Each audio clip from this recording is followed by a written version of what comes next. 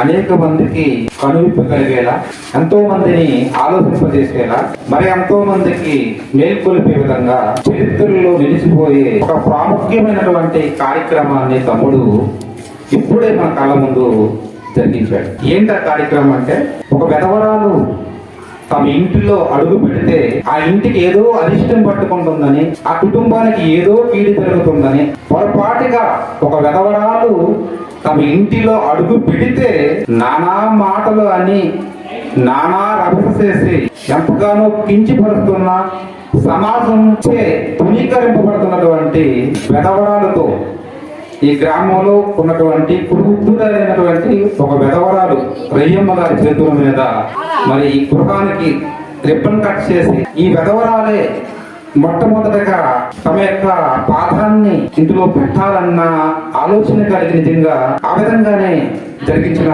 తమ్ముడు నిజంగా చాలా మంచి నిర్ణయం చేసుకున్నాడు.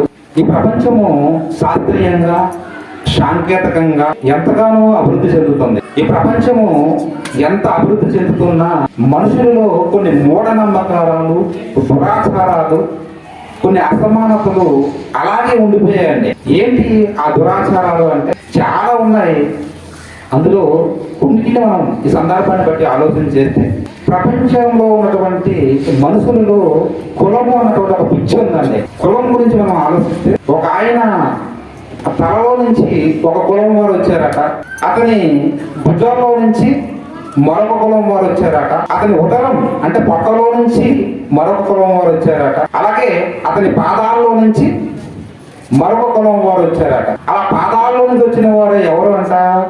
శూద్రులట, గిరిజనులు, హరిజనులు. ఈ గిరిజనులు, హరిజనులు పైన ఉన్నటువంటి 3 కులాలు అగ్ర కులాలట. వాటికాట అణిగి మనకి వారికి దాసులై ఉండాలని వారు కోరుకోవటం, అలాంటి వారిని వారితో కలవనివ్వకపోవడం, వారికి ఊరిలో కూడా ఉండడానికి అవకాశం ఇవ్వక ఎక్కడో ఊరు బయట వాళ్ళు జీవించాలి. మరి ఊరిలోకి రావాలి అంటే ఎలా రావాలో తెలుసా? వాళ్ళ మొలకి వెనకాల ఒక తాటా కట్టుకొని, వాళ్ళ మెడకి ఒక ముంత కట్టుకొని ఊరిలోకి రావాలి. ఎందుకు ఈ తాటాకు, ఎందుకు ఈ ముంత అంటే, వారు ఊరిలోకి వచ్చి అడుగులు వేసుకుంటూ వెళ్ళిపోతే ఆ అడుగుల మీద పొరపాటుగా వీరు అడుగులు పడితే వాళ్ళకి ఏమైపోతారట? మలినమైపోతారట. అందుకే వాళ్ళు నడుచుకుంటూ వెళ్తే వెనక నుంచి తాటాకు కట చెరుపుకుంటూ, అడుగులు చెరుపుకుంటూ రావడం. ఒకవేళ ఉమ్ము వస్తే ఆ ఉమ్ము ఉయ్యాలంటే ఎక్కడ ఉయ్యాలో తెలుసా? చెంబులో ఉయ్యాల, బయట వేయడానికి లేదు. నిజంగా ఇది చాలా అమానుషం అండి. ఒకప్పుడు ఇది బాగా ఉండేది, ఇప్పటికీ కొన్ని ప్రాంతాలలో ఇంకా అలాగనే ఉందండి. వాళ్ళు తాగే బావిలోని నీరు తాగకూడదు, వాళ్ళు స్నానం చేసే చెరువులో వీళ్ళు స్నానం చేయకూడదు. ఆ మధ్యకాలంలో ఒక వీడియో వచ్చింది. ఒక అమ్మాయి, దళిత అమ్మాయి ఒక చెరువులో స్నానం చేస్తారండి. కొంతమంది యువకులు ఆమె పట్టుకొని చాలా దారుణంగా కొట్టి ఏం చేశారంటే చాలా చిత్రహింసలు గురి చేశారండి. ఇలా మనం ఎన్నో దృశ్యాలు అన్నవి ఇప్పటికీ ఇంకా చూస్తూనే ఉన్నామండి. ఏంటి అసలు ఈ భూమి మీద ఉన్న మనుషులందరూ ఎక్కడి నుంచి వచ్చారు, ఎలా వచ్చారు? ఒకసారి మనం ఆలోచిస్తే పరిశుద్ధ గ్రంథమైన బైబిలు ఏమంటుందంటే, ఒకరి నుండి ప్రతి జాతి మనుషుడు సృష్టింపబడే అంటే భూమి మీద ఉన్నటువంటి మనుషులందరూ, ఇండియాలో ఉన్నవారు కానీ, అమెరికాలో ఉన్నవారు కానివ్వండి, ఆస్ట్రేలియాలో ఉన్నవారు కానివ్వండి, ప్రపంచంలో ఏ దేశంలో ఉన్న మనిషి అయినా ఒకరి నుండే వచ్చారు. ఎందుకే ఆ ఒక్కరు ఎవరు అంటే, ఈ భూమి మీద మొట్టమొదటి మనిషి అయినటువంటి ఆదాము. మరి ఆదాము ఎక్కడి నుంచి వచ్చాడు అంటే, ఆయన ఎక్కడి నుంచి వచ్చాడంటే తండ్రి అయినా దేవునిలో. అంటే ఒకప్పుడు మనం అందరము తండ్రి అయిన దేవునిలో ఉన్నవారు. తండ్రి అయిన దేవునిలో ఉన్న మనం మొదటి మనిషి అయిన ఆదాములోకి వచ్చాం. ఆదాములో నుంచి అనేక తల్లిదండ్రుల గర్భాలు దాటుకుంటూ ఈరోజు భూమి మీద మనంతా వచ్చినవారు. అంటే మనందరికీ తండ్రి అయిన దేవుడు ఒక్కటే. అంటే భూమి మీద ఉన్న మనందరూ 830 కోట్ల మంది ప్రజలు ఒకే తండ్రి సంతానం అండి. మరి ఒకే తండ్రిలో వచ్చిన మనం ఎందుకు ఒక్కటగా ఉండలేకపోతున్నాం? ఎందుకు ఈ కులం అని, మతం అని, వర్గం అని ఈ విభేదాలు ఎందుకు, ఈ అసమానతలు ఎందుకు? ఏంటి, ఒక ఆయన ఉంటాడు, నాది పెద్ద కులం, నీది చిన్న కులం. ఓకేనండి, ఈ మాట అంటున్న వ్యక్తికి ఒక యాక్సిడెంట్ జరిగింది అనుకోండి, రక్తం కావాలి. ఇప్పుడు రక్తం నా కులానికి చెందిన వాళ్ళదే కావాలి అని అంటాడా? అన్నాడు. ఎందుకంటే రక్తం ఏ కులానికి చెందిన వాడిదైనా పర్వాలేదు, నాకు అర్జెంట్కి ఏం కావాలా?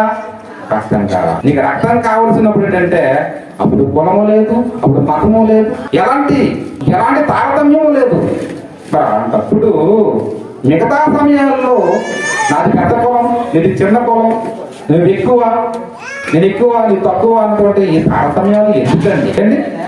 మనం చూస్తే ఒకనాడు యూదులు నిజంగా కాలంలో యూదులు చాలా కొన్ని విషయాలు నిష్ట కలిగి ఉంటారు. పక్కనే సమరయ్య అన్న పట్టణం ఉందండి. ఆ సమరయ్య పట్టణంలో ఉన్నవారు అంతరాని వారిగా చూసేవారు. ఆ ఊరిలో కూడా ప్రవేశించేవారు కాదండి. ఆ ఊరిని దాటి అవతలకు వెళ్ళాలి అంటే ఏం చేసేవారు తెలుసా అండి? ఆ ఊరిని దాటి మరొక చోటకు వెళ్ళాలి అంటే ఆ యోర్దాను నది దాటి చుట్టూ తిరిగి వెళ్ళేవారు, కానీ ఆ ఊరి మీద నుంచి వెళ్ళేవారు కాదు.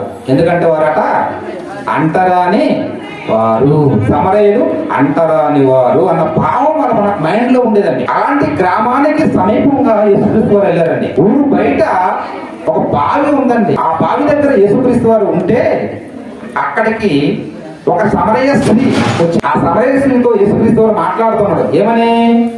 అమ్మా, బాగా దాహం వేస్తుందమ్మా, కొంచెం నీరిస్తావా త్రాగడానికి అంటే ఆమె ఏమన్నదో తెలుసా అండి? ఏమన్నదో తెలుసా? ఒకసారి మనం చూద్దామండి.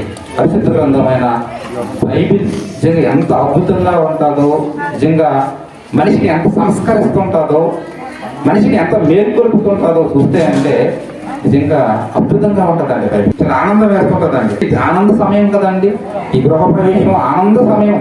ఈ ఆనంద సమయంలో మన తండ్రి మాటలు, దేవుని మాటలు కనుక మనం ఆలోచిస్తే నిజంగా ఆనందం ఇంకా రెట్టింపు అవుతుంది. కాబట్టి ఒకసారి మనం చూస్తే యోహాను సువార్త 4వ అధ్యాయము 9వ వచనమండి. ఆ సమరయ స్త్రీ, యూదుడివైన నీవు సమరయ స్త్రీ పైన నన్ను దాహముకిమ్మని ఎలాగ చెప్పుచున్నావని అడిగి ఆయనకు చెప్పును, ఎలయనగా యూదులు సమరయులతో సాంగత్యము చేయరు.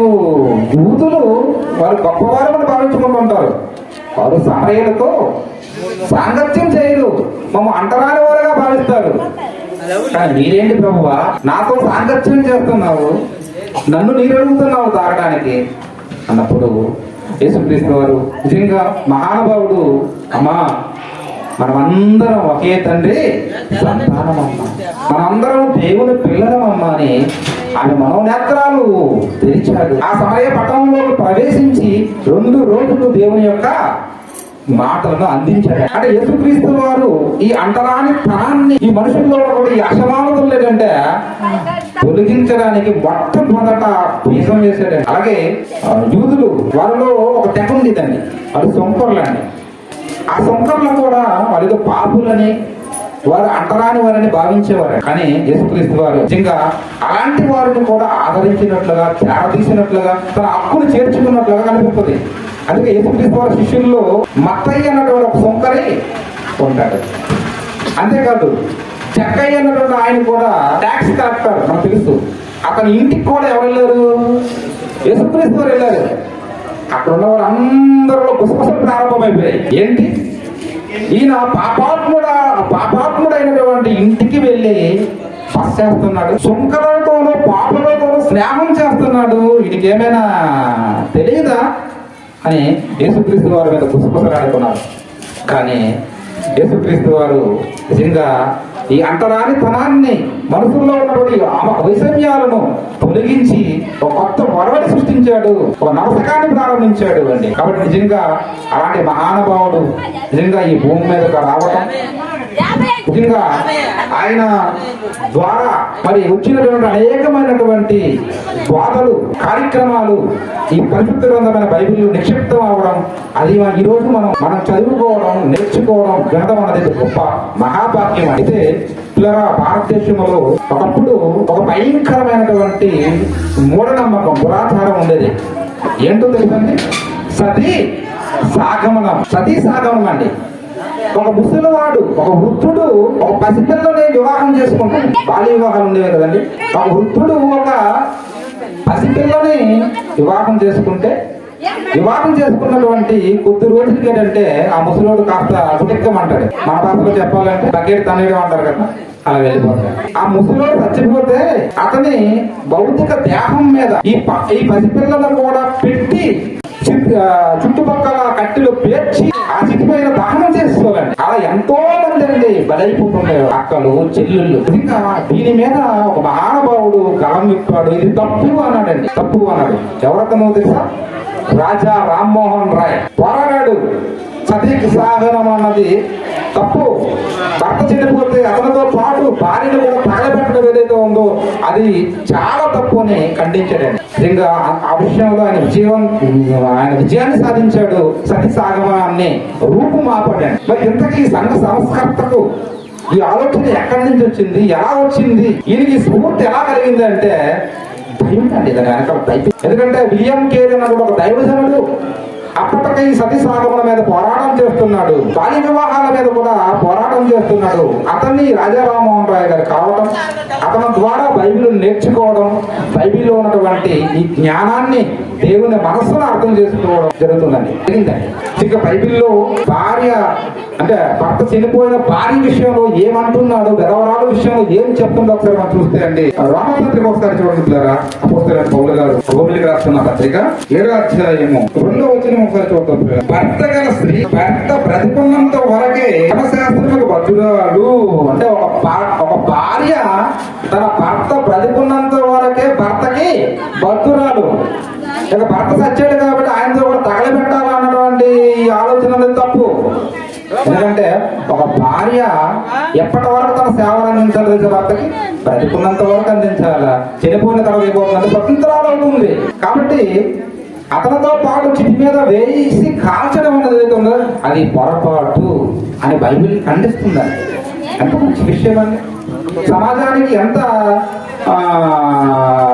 మేలు చేసే మాటలండి. ఇక మనం చూస్తే అండి విధవరాలు విషయానికి వస్తే ఒక విధవరాలు అలా వస్తుందండి ఎదురుగా. ఈయన గారు ఎక్కడికో బయలుదేరి వెళ్తున్నాడు. అలా వెళ్తున్నప్పుడు అతనికి సడన్ గా ఈయన కనిపిస్తుంది. కనిపించినప్పుడు ఏం చేస్తారో తెలుసా అండి, చాలా మందికి తెలిసే విషయం. ఆమె చూసిన ఇతను ముఖాన్ని చీదరించుకొని ముఖాన్ని చిన్నపుచ్చుకొని తిరిగి మరలా ఇంటికి వచ్చి ఎంత దారుణమండి. ఈ దృశ్యాన్ని చూసినటువంటి ఆమె మనసు ఎంత నొచ్చుకుంటుందండి, ఎంత బాధపడుతుంది చెప్పండి. అప్పటికే తన భర్త కోల్పోయి తన బ్రతుకేదో తన బ్రతుకుతుంటే మళ్ళీ ఇలాంటి అవమానాలు ఇలాంటి తిరస్కారాలు ఎదురవుతుంటే ఆ స్త్రీ ఏమవ్వాలి, ఏం కావాలి? నిజంగా విధవరాలు విషయంలో ఏ ఒక్కరైనా కఠినముగా వ్యవహరిస్తే బాధ పెడితే పరలోకం ఉన్న దేవుడట ఊరుకోడట. విధవరాల పక్షం అని ఏం చేస్తాడట, వాక్యమాడతాడట, దెబ్బలాడతాడట. ఎవరో లేదు నేనేం చేసినా అవుతుంది అని ఆ విషయంలో నువ్వేదైనా ఇబ్బంది పెడితే దేవుడు దిగిపోతాడు. ఒకసారి మనం చూద్దామండి విధవరాల పట్ల ఎలాంటి దయగల హృదయాన్ని కలిగి ఉన్నాడో దేవుడు. చూస్తే ఆశ్చర్యం వస్తుందండి, ఆనందం అనిపిస్తుంది. అర్థమైన ఒకసారి నిర్గమాకాండం చూద్దాం పిల్లరా. నిర్గమాక 22వ అధ్యాయం 22వ నిర్గమాక 21వ వచనం. పరదేశిని విసిగింపవద్దు. పరదేశి అంటే ఎవరు? మన మధ్యన పరజనులుగా ఉన్నవారు. వారు చాలా మంది విసిగిస్తుంటారండి, బాధపడుతుంటారు. నేను లోకల్, నువ్వు నాన్ లోకల్. ఎవరు అంటే నిజంగా ఈ భూమి మీద అండి బ్రతుకుతున్న మనుషులందరూ కూడా అంటే అందరూ కూడా మనం ఆలోచిస్తే అందరూ కూడా నాన్ లోకలేనండి. ఎవరైనా లోకల్ ఉన్నాడా? ఎవరు కలకాలం ఈ భూమి మీద ఉండిపోయేవాడు ఎవరైనా ఉన్నాడా? ఎవడూ లేదండి. మారణం రుచి చూడక బ్రతుకు నరుడు ఎవడు, అందరూ పోవాలి. అలాంటప్పుడు మనిషి జీవితమే శాశ్వతం కాకపోతే ఏమంటుంది సార్, నేను లోకల్, నువ్వు నాన్ లోకల్. మరొకరు లేస్తాడు, నేను పక్కా లోపల అంటాడు. చూడండి ఎలా ఉంది పరిస్థితి. అందుకే చెప్తున్నారు అంతవరకు పరదేశిని విసిగింపవద్దు, బాధింపకూడదు అని చెబుతూ 22వ వచనం వచ్చేసరికి ఒక మాట చెప్తున్నాడు. విధవరాలైనను దిక్కులేని పిల్లలైనను బాధ పెట్టకూడదు. పెదవరాలను కానీ దిక్కులేని పిల్లలను కానీ నువ్వు బాధ పెట్టకూడదు. ఒకవేళ నా మాట కాదని వారి బాధ పెట్టావే అనుకో, తర్వాత పరిస్థితి ఎలా ఉంటుందో తెలుసా? వారు నీ చేత ఏ విధముగానైనను బాధ నుండి నాకు మొరపెట్టిన ఎడల నేను నిశ్చయముగా వారు మొరవిందును, నా కోపాగ్ని రగిలుకొని మిమ్మల్ని కత్తి చేత చంపుతును. మీ భార్యలు విధవరాలు అవుతారు, మీ పిల్లలు దిక్కులేని వారు అవుతారు. విధవరాలను ఏమైనా మీరు ఇబ్బంది పెట్టారు, ఆమె పట్ల కఠినంగా వ్యవహరించారు, ఆమె నాకు కన్నీరు పెట్టుకుంది అనుకోండి, ఆ కన్నీరు నేను వెంటాను, వెంటనే దిగిపోతాను, మిమ్మల్ని భూమి మీద ఉండకుండా లేపేస్తాను అంటానండి. మీ భార్యలు విధవరాలు అయిపోతారు, మీ పిల్లలు అనాథులు అయిపోతారు అంటాడు.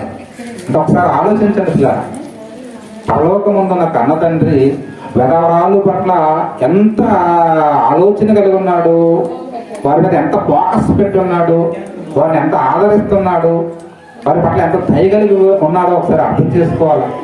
అలాగే ద్వితీయోపదేశకాండము 24వ అధ్యాయములో మనం చూస్తే, ద్వితీయోపదేశకాండం అంటే 24వ అధ్యాయంలో రాయబడిన మరొక మంచి మాట ఈ 17వ వచనం, పరదేశిని గాని తండ్రి లేని వారికే గాని న్యాయం తప్పి తీర్చకూడదు, విధవరాలు వస్త్రము తాకట్టుగా పెట్టుకోకూడదు. విధవరాలు వస్త్రాన్నట తాకట్టు పెట్టుకోకూడదు. అప్పుడేనండి వస్త్రాలు కూడా తాకట్టు పెట్టుకొని వారికి కావలసినటువంటి డబ్బును కానీ అలాగే వారికి కావలసినటువంటి ఆహార పదార్థాలు కానీ తీసుకొచ్చేవారండి. అలా ఒకవేళ ఎవరైనా విధవరాలు తన వస్త్రాన్ని మీకు తాకట్టు పెట్టాలనుకుంటే మీరు తీసుకోవద్దండి. మీరు ఏం చేయాలా? మీరు కోరిన సహాయం మీరు చేసి పంపించండి అంటాడండి. దేవుడు ఎంత మంచివాడండి. 19వ వచనంలో మాట్లాడుతుంటాడు, నీ పొలములో నీ పంటలో కోరుచున్నప్పుడు పొలములో ఒక పన మరిచిపోయిన ఎట్లా అది తెచ్చుటకు నీవు తిరిగిపోకూడదు. ఏంటి మనం ఏం చేస్తామంటే, పొలములో చేనును కోసిన తర్వాత కుప్పలుగా పెడతాం. కుప్పలుగా పెట్టాక కొన్ని ఏం చేస్తామంటే ధాన్యపు పనులు అక్కడక్కడ ఉండిపోతాయండి. అలా ఉండిపోతే వాటిని ఏం చేయమంటున్నాడు? విడిచిపెట్టమంటున్నాడు. మొత్తం తీసుకురాకూడదు ఇంటికి. వాటిని ఎందుకు విడిచిపెట్టమంటున్నాడు? ఆ పనులను ఎవరి కోసం అంటాడట? యెహోవా నీవు చేయ పనులన్నింటిలో నిన్ను ఆశ్రయించినట్లు అది నీకు పరదేశులను తండ్రి లేని వారికును విధవరాలుగా ఉండవలేను. చూస్తారులా, విధవరాలు పట్ల దేవుని ఆలోచన అంతే కదండి. మీరు అంజూర పళ్ళు కానీ ద్రాక్ష పళ్ళు కానీ ఒలీవ పండ్లు కానీ ఏ పండ్లు మీరు ఈ చెట్ల నుండి ఏరుకోవాలనుకున్నా ఆ పండ్లు ఏరుకునేటప్పుడు కొన్ని పళ్ళును మీరు ఏం చేయాలా? అన్ని పళ్ళు ఏరుకోకూడదు. కొన్ని పళ్ళు ఏం చేయాలా? విడిచిపెట్టేయాలి. చాలా మంది ఏంటంటే ఒకటి కూడా విడిచిపెట్టరండి. ఆ రొమ్మల చోట్ల దాగుండి ఉండిపోయిన ఏమైనా ఆ పళ్ళును కూడా ఏం చేస్తారు? తీసేస్తారు. ఇలాంటి పిసినారి పంటలు కూడా ఉంటారు. కానీ దేవుడు ఏమంటుందంటే, నేను మాడి చెట్లు పళ్ళు దులుపు అనుకో, అన్ని పళ్ళు దులిపవద్దు, కొన్ని పళ్ళు వదిలేమంటున్నాడు. మనం చూడండి ఎందుకు వదలమంటుందంటే అదిగో చెప్తున్నాడు. అది ఎవరికట? విధవరాళ్లకు తండ్రి లేని వారికి పరదేశులకు అవి ఉపయోగపడతాయి. ఇలా మనం చూసుకుంటూ పోతే విధవరాలు పట్ల దేవుడు నిజంగా ఎంతో మంచి ఆలోచన అభిప్రాయాన్ని కలిగి ఉన్నాడండి. మనం చూస్తాం ఏలియా కాలంలో 3 సంవత్సరాలు వర్షం పడలేదండి. వర్షం లేదు, పంటలు లేవు, దేశమంతా కరువు, ఆకలి మంటలండి. అయితే ఏలియా గారు షారేపత్ అన్నటువంటి ఒక పట్టణానికి వెళ్ళాడండి. అక్కడ ఒక విధవరాలు ఏం చేస్తుందట? కట్టెలు ఏరుకుంటున్న ఆమెతో అన్నాడు, అమ్మా నాకు ఒక అప్పం అంటే రొట్టె ఒకటి చేసుకుంటే అమ్మా ఆకలి వస్తుంది. అప్పుడు ఆమె అంటది, అయ్యా నా తొట్టులో కొంచెం పిండి ఉంది, నా పుట్టిలో కొంచెం నూనె మాత్రమే ఉంది, అది తప్ప నా దగ్గర ఏమీ లేదు. మేము సాగబోయే ముందు అంటే నేను నా కుమారుడు చావబోయే ముందు ఆ అప్పమ్మ చేసుకొని తిని చనిపోతామండి, అది తప్ప దగ్గర ఏమీ లేదు, అందుకే కట్టెలు ఏరుకోవడానికి వచ్చాను చివరిసారిగా అని చెప్తే ఆయన అంటాడు, అమ్మా భయపడొద్దమ్మా, నువ్వు వెళ్ళి మొదట ఏం చేయాలా? ఒక రొట్టె ఒకటి చేసుకుని తీసుకురా. మొత్తానికి అవి వెళ్ళిందండి, రొట్టె చేసింది, తీసుకొచ్చి ఎవరికి ఇచ్చింది? దైవజనుడికి. అలా నిజంగా ఇచ్చిన తర్వాత ఏం జరిగిందో తెలుసండి, ఆ కడుపు కాలం అంతా కూడా ఆమె పిండిలో ఆమె తొట్టిలో పిండి అట, కానీ ఆమె బుడ్డిలో నూనె కానీ తక్కువ కాలేదట. ప్రపంచం అంతా ఆ దేశం అంతా ఆకలితో అలంటిస్తూ ఇబ్బంది పడుతున్నారు తప్ప ఈ సారేపతి విధవరాలు ఇంటిలో సమృద్ధిగా ఆహారం ఉండేది. ఒక విధవరాలు ఇంటిలో ఏముంది? సమృద్ధిగా ఉందండి. ఆలోచిస్తారండి దేవుడు. ఇక మనం చూస్తే ఎలియా గారి కాలంలో మనం చూస్తాం. ఎలీషా గారి దగ్గరికి ఒక విధవరాలు పరిగెత్తుకుని వస్తుంది. అయ్యా, నా భర్త చనిపోయాడు, నాకు 2 పిల్లలు, అప్పులు ఉన్నాయి, మేము ఎలా బ్రతకాలయ్యా అని మొర పెట్టుకుంటే ఎలీషా ఏం చేశాడు తెలుసా? అమ్మా, నీ దగ్గర ఏముంది? అయ్యా, నా దగ్గర ఒక నూనె కొండ మాత్రమే ఉంది. అయితే ఒక పని చేయాలి, ఇరుగింటికి పొరుగింటికి వెళ్ళి వాళ్ళ దగ్గర ఉన్న ఒట్టి పాత్రలన్నీ ఎరువుకు తీసుకొని రా అమ్మా. వెళ్ళింది, ఒట్టి పాత్రలన్నీ తీసుకొచ్చింది, గదిలో పెట్టింది, తలుపులే వేయమన్నాడు, తలుపులేసాడు. ఏమైంది? ఆ ఒట్టి పాత్రలన్నీ నూనెతో నిండిపోయాయి. అంటున్నాడు, అమ్మా, ఈ నూనె అమ్మి నీ అప్పులు తీర్చుకో, ఇంకా మిగతా సొమ్ము ఉంటుంది, అది నువ్వు నీ కుటుంబం క్షేమంగా బ్రతకండమ్మా. ఇలా చెప్పాలండి. ఎన్నో సందర్భాలండి విధవరాలు పట్ల దేవుడు చూపిస్తున్న కనికరం, దయ, జాలి. కానీ మనుషులు మాత్రం విధవరాలను ఎలా చూస్తున్నారంటే చేదరించుకుంటున్నారు, కానీ తప్పు పడుతున్నారు, వారిని అసహించుకుంటున్నారు, హేళన చేస్తున్నారు.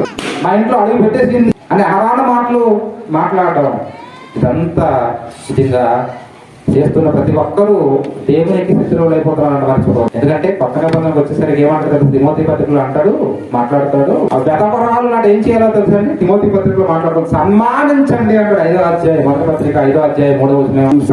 విధవరాలు సన్మానించమంటాడండి. విధవరాలు సన్మానించడం అంటే ఏంటి? ఆమె మెడలో ఒక దండ వేసి ఒక సాలువా కప్పి ఇలా చేయడమా? ఇలా చేయడం కాదండి.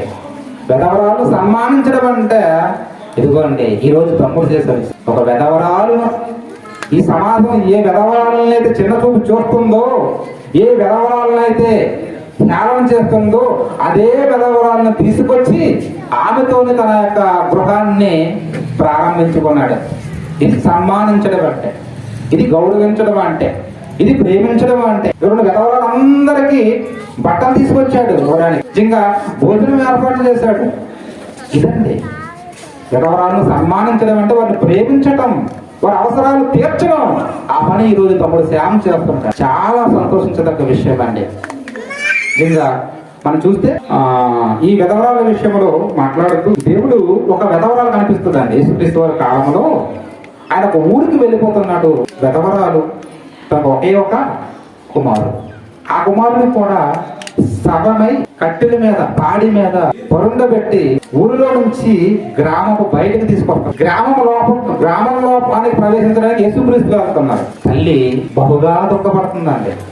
అసలే భర్త ఉన్న ఒక్కగానో ఒక కుమారుడు, ఆ కుమారుడు కూడా చేజారిపోయాడు అన్నటువంటి బాధ ఆ గుండె నిండా ఉందండి విధవరాల పట్ల. అప్పుడు ఏం చేశాడు యేసుక్రీస్తు గారు? ఆ పాడిని ముట్టి చనిపోయినటువంటి అబ్బాయిని తిరిగి, నిజంగా ఆ తల్లి ఎంత సంతోషపడి ఉంటుందండి, ఎంత ఆనందపడి ఉంటాడండి. నా కొడుకు ఇక లేడు అనుకున్న కొడుకు తిరిగి వచ్చాడు అంటే నిజంగా ఎంత సంబరపడి ఉంటుంది, ఎంత ఆనందించి ఉంటుంది ఒక విధవరాలు. కాబట్టి విధవరాల విషయంలో నిజంగా దేవుడు చూపిస్తున్న ప్రేమ అన్నది చాలా గొప్పగా కనిపిస్తుంటుందండి బైబిల్ గ్రంథంలో. కాబట్టి ప్రేమైన దేవుని వల్ల దేవుని పిల్లగా మనం దేవుడు ఎవరిని ఎలా గౌరవించమన్నాడు, ఎలా ప్రేమించమన్నాడు, ఆ ప్రేమని, ఆ గౌరవాన్ని వారి పట్ల చూపిస్తూ ముందుకి కొనసాగడం అన్నదే మంచిది. ఇకపోతే ఈ భూమి మీద బ్రతుకుతున్న మనందరికీ ఎన్నో అవసరాలు ఉంటాయి. మనం బ్రతకాలంటే గాలి అవసరం, నీరు అవసరం, ఆహారం అవసరం, వస్త్రాలు అవసరం. అంతేకాదు ఉండడానికి ఒక చక్కటి ఇల్లు అవసరం. ఇవన్నీ ఎవరిస్తున్నారమ్మా? మనకి ఈరోజు ఆయుష్ కానీ, ఆరోగ్యం కానీ, ఇవన్నీ ఎవరిస్తున్నారంటే ఆయన ఆయుష్, ఆరోగ్యం ఇవ్వడం వల్లనే మనం ఇల్లు కట్టుకుంటున్నాం, పిల్లలు కంటున్నాం, పెళ్ళిళ్ళు చేస్తున్నాం, పొలం పనులు చేసుకుంటున్నాం, ఉద్యోగాలు చేసుకుంటున్నాం, వ్యాపారాలు చేసుకుంటున్నాం. ఆయనే మనకు ఆయుష్, ఆరోగ్యం ఇవ్వకపోతే ఇవేవి ఉండవు. అంటే మనం అందరం ఈ భూమి మీద క్షేమంగా బ్రతుకుతున్నామంటే దేవుని యొక్క కృప, దేవుడు మన పట్ల చూపిస్తున్న ప్రేమ. మరి మనల్ని ఎంతగా ప్రేమిస్తుంటే మనం ఆయనకి ఏం చేయాలి కోరుకుంటుందంటే ఏంటో తెలుసు? దశలోనికి పత్రిక మనం చూసినప్పుడు 5వ అధ్యాయం 16వ వచనంలో ఒక మాట ఉంటుంది. దశలోనికి రాసిన పత్రిక 5వ అధ్యాయం 16వ వచనం, కృతజ్ఞతాస్తులు చెల్లించుడి ప్రతి విషయములో, నీకు దేవుడు చేసిన ప్రతి విషయములో, ప్రతి మేలులో ఏం చేయాలా? కృతజ్ఞాస్తులు చెల్లించాలి. ఏంటి బాగా దాహంతో ఉందని ఎవరో గ్లాస్ మంచినీళ్ళు ఇచ్చారనుకోండి, మనం ఏం చెప్తాం వారికి? థ్యాంక్స్ అంటాం. ఏంటి నీ గ్లాస్ మంచినీళ్ళు ఇచ్చినందుకు ఏం చెప్తున్నావు? థ్యాంక్స్ చెప్తున్నావు, కృతజ్ఞతలు చెప్తున్నావు. అలాంటిది తల్లి గర్భంలో నిన్ను నిలబెట్టి నీకు మంచి ఆకారాన్ని ఈ భూమి మీదకి తీసుకొచ్చి అంత అందమైన జీవితం ఇచ్చి అనుక్షణము కంటికి రెప్పలా అనేక రోగాల నుండి ప్రమాదాల నుండి కాపాడు నీ జీవితంలో ఎన్నో మేలు అనుభవిస్తున్నావు అంటే ఆ దేవుడే కదా. ఆ దేవుడి కృతజ్ఞతలు చెబుతున్నావా? అందుకే ఈ కూడిక ఎందుకు ఈ ఏర్పాటు చేశాడు, ఈ కుటుంబం ఎందుకు ఈ కార్యక్రమాన్ని ఏర్పాటు చేసిందంటే ఇదిగో దేవునికి కృతజ్ఞత. దైవ కార్యక్రమాన్ని ఏర్పాటు చేసి ఆత్మ సంబంధమైన ఈ మంచి మాటలు మీకు వినిపించి దేవునికి కృతజ్ఞత చెబుతున్నాడు. అదే దావీదు గారి విషయం మనకు తెలుసు. అతని విషయంలో దేవుడు మాట ఏంటో తెలుసా? దావీదు నా ఇష్టానుసారుడైన మనుష్యుడు. దేవుడికి బాగా ఇష్టమైపోయాడట దావీదు. మరి దావీదు దేవుడు అంతగా ఇష్టపడ్డాడంటే కారణం ఏంటి తెలుసా? దావీదు నా జీవితంలో దేవుడు చేసిన ప్రతి మేలుకి ఆయన కృతజ్ఞతలు చెల్లించుకుంటూ వచ్చాడండి. 103వ కీర్తనలో ఉంటుంది, 10వ వచనం చూస్తే అక్కడ మాట్లాడుతున్నాడు, నా ప్రాణమా యెహోవాను సన్నతించుము, నా అంతరంగములో సమస్తమా ఆయన చేసిన ఉపకారములలో దేనిని మరవకు. ఆయన చేసిన ఉపకారములలో దేనిని మరవకూడదు. మనిషి ఎలాంటి వాడంటే, మనిషి బాగా బాధతో ఉన్నాడు అనుకోండి, కష్టంతో ఉన్నాడండి, దేవుడు గుర్తుకొస్తాడు. పాపం ఈయన బాధపడుతున్నాడు, కొంచెం కష్టంలో ఉన్నాడని మనిషికి సంతోషాన్ని ఇవ్వడం స్టార్ట్ చేశాడు అనుకోండి. ఆ సంతోషంలో ఏం చేస్తారు తెలుసా అండి? ఈ సంతోషాన్ని ఇచ్చిన దేవుడినే మర్చిపెట్టేది, పక్కన పెట్టేస్తాడండి. అలా ఉండకూడదండి. ఇక్కడ ఏమంటాడంటే ఆయన చేసిన ఉపకారములలో దేనిని మరవకూడదండి. ప్రతి విషయానికి ఏం చేయాలట? కృతజ్ఞత స్తుతులు చెల్లించాలండి, కృతజ్ఞతలు చెల్లించాలి. ఎందుకంటే పిల్లరా, ఒకనాడు ఇశ్రాయేలు ఐగుప్తు దేశంలో బానిసలుగా ఉన్నారు. ఆ బానిసత్వం నుంచి విడిపిస్తూ కొన్ని మాటలు వారు చెబుతున్నాడండి. ఏంటి ఆ మాటలు మనం చూస్తే ద్వితీయోపదేశకాండము 8వ అధ్యాయం ఒకసారి చూద్దాం. ద్వితీయోపదేశకాండము 8వ అధ్యాయము 12వ వచనం చూడండి. మీరు మంచి ఇళ్ళు కట్టించుకొని వాటిలో నివసింపగా, మీరు మంచి ఇళ్ళు కట్టుకుని మీరు వాటిలో నివసించినప్పుడు అంటే మీ ఫీలింగ్స్ ఎలా మారిపోతుంటాయో, ఎలా మారిపోయే అవకాశం ఉందో చెబుతుండండి. ఏంటది? మంచి ఇళ్ళు కట్టించుకొని వాటిలో నివసింపగా మీ పశువులు, మీ గొర్రెలు, మేకలు వృద్ధి చెంది నీ వెండి బంగారం విస్తరించిన తర్వాత, నీ వర్ధిల్లిన తర్వాత నీ మనస్సు మదించి, మనిషికి అన్ని ఏమీ లేకపోయినాయి అనుకోండి, అనుకో మెరుగుతూ ఉన్నాడు, ఇక అన్ని వచ్చేసాయి అనుకోండి, ఏమొచ్చేస్తాయంటే మనసులో గర్వం వచ్చేస్తుంది, దేవుడు మర్చిపోతూ ఉంటాడు. అదే చెప్తున్నమాట. నేను అలా మర్చిపోవడానికి వీల్లేదు. ఎందుకంటే మీకు మంచి ఇల్లు రాకపోవడం ముందు ఎలాగున్నారో, మంచి ఇల్లు వచ్చిన తర్వాత కూడా అలాగే ఉండాలా. మీకు బంగారం వెండి ఇలాంటి సంపదలు కలవక ముందు ఎలా ఉన్నారో, కలిగిన తర్వాత కూడా అలాగే దేవుని పట్ల మీరు ఉండాలి. అంటే ఎప్పుడు ఒకేలా ఉండాలి, అంటే ఒకే మనస్సు కలిగి ఉండాలి అని చెప్తుందండి. అంటే ఎన్ని మేలు చేశాడని తెలిస్తే వాళ్ళకి ఇశ్రాయేలు ప్రజలకి. ఒకసారి 15వ వచనం మనం చూస్తే, పాపకరమైన పాములు, తేళ్లు కలిగి ఎడారైన నీళ్లు లేని భయంకరమైన ఆ గొప్ప అరణ్యములలో ఆయన నడిపించును, రాతిలో నుండి నీళ్లు తెప్పించును. అబ్బో, ఎన్ని రకాల మేలు చేస్తాడట. వారికి రాతిలో నుంచట నీళ్ళు ఇచ్చాడట. ఆకలిస్తుందట, ఆకాశంలో నుంచి మన్నాని ఆహారంగా ఇచ్చాడట. ఆ 40 సంవత్సరాల ప్రయాణంలో వాళ్ళు కాళ్ళు వేసుకున్న చెప్పులాట అరిగిపోలేదట. అలాగే వారు వేసుకున్న బట్టలాట మార్చిపోలేదు. అంతగా కంటికి రెప్పలా కాపాడుకుంటూ వాళ్ళు వచ్చాడు. ఈ రోజు మనల్ని కాపాడలేదా? ఈ రోజు మనల్ని కూడా అలాగే కాపాడుతున్నాడు. మరి ఇంతగా కాపాడుతున్నటువంటి దేవుడు ఇంకా ఒక ఆలోచన కలిగి ఉన్నాడండి. ఏంటి ఆలోచన అంటే, ఇదిగో దేవుడిచ్చినటువంటి ఈ ఆకారం, ఈ దేవుని ఇల్లు, ఈ ఇంటితో, ఈ ఆకారముతో ఆయన భయం. ఇలా మనం ఉండడానికి ఇల్లు కట్టుకున్నాం. ఇల్లు కట్టుకోవడం అన్నది ఒక కళ. చాలా కష్టపడ్డారు మన వాళ్ళు. ఎప్పుడో 2019 సంవత్సరం ప్రారంభించాడు. ఇది మన ఇల్లు, మన కోసం కట్టుకున్నాం. మన కోసం మన మీదకైతే ఇల్లు కట్టుకున్నాము, పరలోకమందున్నటువంటి దేవుడు కూడా తాను ఉండడానికి ఇల్లు కట్టుకున్నాడు. ఆ ఇల్లు ఏంటో తెలుసా? ఆ ఇల్లు ఎవరో తెలుసా? ఆ ఇల్లు ఎవరో కాదండి, మనమే. మన మాట దేవుని నివాసం అంటాడు, గృహం అంటాడు, ఇల్లు అంటాడు. నీ దేహమే దేవుని ఆలయం అంటాడు. ఇంకా ఒక రచయిత పాట రాస్తూ అంటాడు, దేవుడు గుడి గోడల్లో లేడు, దేవుడు గుండెల్లో ఏమంటాడంటే గుడిలో ఉన్నాడు అంటాడు. దేవుడు మనం కట్టుకున్నటువంటి ఇళ్లలో, అలాగే మనం కట్టుకున్నటువంటి మందిరాలలో, ఎక్కడెక్కడో కట్టడాలలో, నిర్మాణంలో ఉండడండి. ఎక్కడ ఉండాలనుకుంటాడో తెలుసా? మన శరీరం ఉన్నటువంటి ఈ దేహములో, మన హృదయంలో ఆయన ఉండాలనుకుంటున్నాడు. మరి దేవుణ్ణి మన హృదయాల్లో వంచరిస్తున్నామా?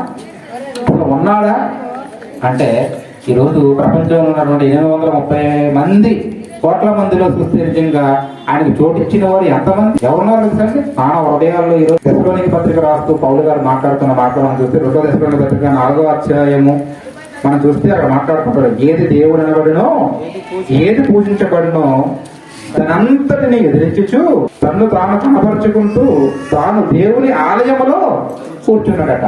దేవుని ఆలయం, మానవ దేహము దేవుని ఆలయం, దేవుని ఇల్లు అయితే ఈ ఇంటిలో ఎవరున్నారట? దేవుడు లేడట. ఎవరున్నారు? దెయ్యం ఉందట. ఎలా ఉందండి ఇప్పుడు పరిస్థితి? ఇప్పుడు ఇల్లు కట్టుకున్నారు మనల్లో. ఎందుకు? వారి కుటుంబం అంతా ఉండడానికి. ఎవరో బయట వారు వచ్చి మీరు ఇల్లు ఖాళీ చేసి వెళ్ళండి, నీవు ఉంటావా అంటే అది ఎలా ఉంటది? ఊరుకుంటారా? అలా ఉంది ఇక్కడ పరిస్థితి. దేవుడు తానుండడానికి మానవ దేహం అన్నటువంటి ఇల్లును కట్టుకుంటే ఈ ఇంటిలో దేవుడు కాకుండా ఎవరున్నారంటే దెయ్యం. అందుకే ఈరోజు మనం చూస్తున్నాం సమాజంలో అనేకమైనటువంటి నేరాలు, ఘోరాలు జరుగుతున్నాయి. మనిషి భయంకరంగా మారిపోతున్నాడు. ఎందుకంటే మానవ ఆకారాల్లో ఎవరున్నారు? ఇప్పుడు ఎవరు కూర్చొని ఉన్నారు? దెయ్యం. మరి దేవుడు ఎక్కడున్నాడు? దేవుడట బయట ప్రకటన గ్రంథం 3వ అధ్యాయం 20వ వచనంలో మాట్లాడుతున్నాడు. ఒకసారి తీయండి తమ్ముడు. అక్కడట హృదయం అనే తలుపు దగ్గర నిలుచుని తలుపు తడుచున్నాడట. అని తలుపు తడుతున్నాడట. ఏ తలుపు? మన ఇంటికి వేసుకున్న చెక్క తలుపు కాదు, మన హృదయం అన్నటువంటి తలుపును తడుతున్నాడు. అని ఈయన తడుతున్నాడు అంటే లోపల ఎవరున్నారు? ఎవరు? మరి వెళ్ళొచ్చు కదా. ఈయన సంస్కారవంతులు ఎవరైనా ఇంటి దగ్గర వచ్చి ఏం చేస్తారు తెలుసా? డైరెక్ట్ గా వెళ్ళిపోరు లోపలికి. ఏం చేస్తారు? అక్కడ నిలబడి పిలుస్తారు, లేకపోతే తలుపుని తడతారండి. యేసుక్రీస్తు వారు కూడా సంస్కారవంతుడండి. ఆయనకంటూ ఒక పద్ధతి ఉంది, ఒక క్రమం ఉంది. ఆయన మనం ఆహ్వానిస్తేనే మనలోకి రావాలనుకుంటున్నాడు. అంతేకాదు మనతో పాటు సహవాసంగా ఉండి కలిసి భోజనం చేయాలనుకుంటున్నాడు. కానీ ఆహ్వానిస్తున్నావా? ఆ మహానుభావుడు, లోకాలను కలిగించిన వాడు, కలిగి ఉన్నది ఏది ఆయన లేకుండా కలగలేదట. అలాంటి ఆయన మన ఇంటి దగ్గరకు వచ్చి ఎలా ఉన్నాడో తెలుసా అండి? నిలబడిపోయాడు. కనీసం కూర్చుని కూడా లేదట.